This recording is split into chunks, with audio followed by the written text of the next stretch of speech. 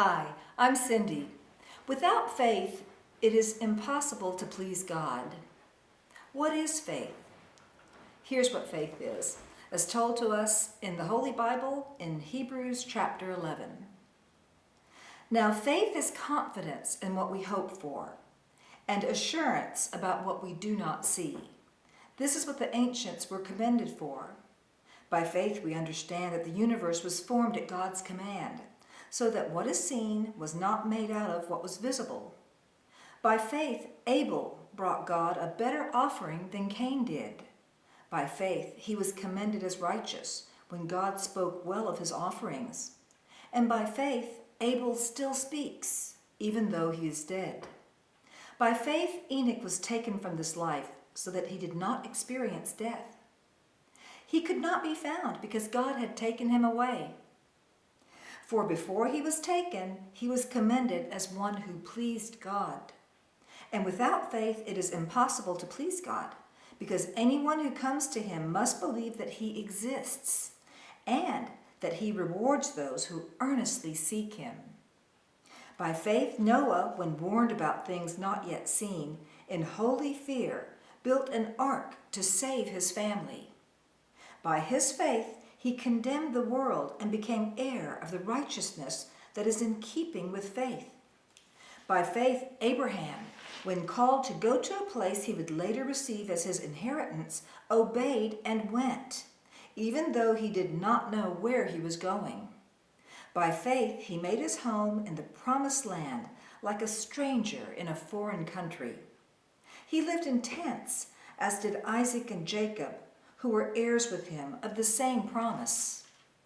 For he was looking forward to the city with foundations, whose architect and builder is God.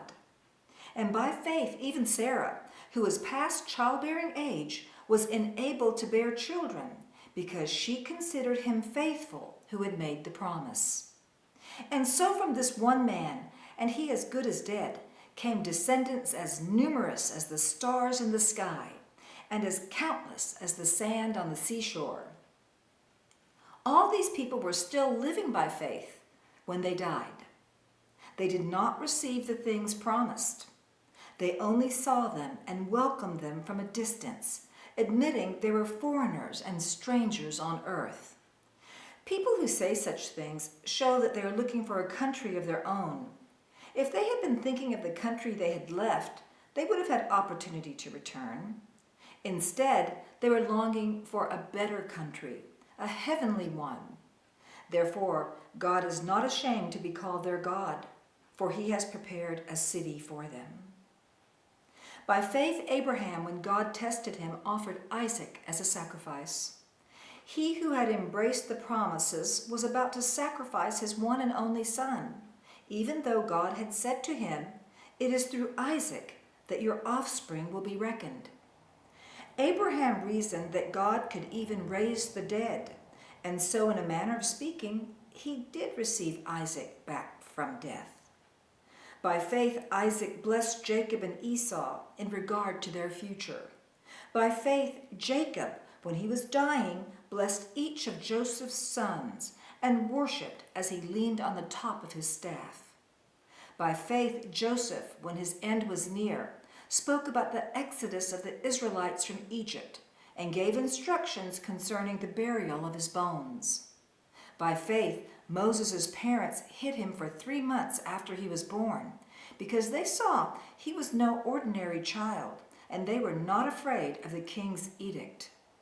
By faith, Moses, when he had grown up, refused to be known as the son of Pharaoh's daughter. He chose to be mistreated along with the people of God, rather than to enjoy the fleeting pleasures of sin.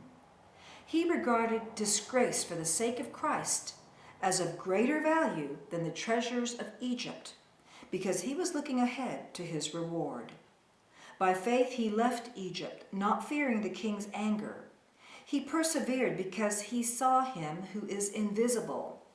By faith he kept the Passover and the application of blood, so that the destroyer of the firstborn would not touch the firstborn of Israel.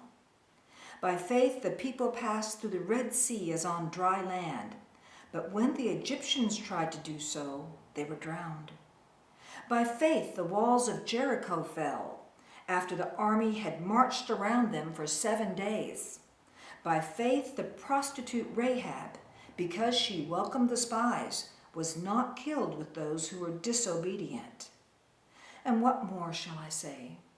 I do not have time to tell about Gideon, Barak, Samson, and Jephthah, about David and Samuel and the prophets, who through faith conquered kingdoms, administered justice, and gained what was promised, who shut the mouths of lions, quenched the fury of the flames, and escaped the edge of the sword, whose weakness was turned to strength, and who became powerful in battle and routed foreign armies.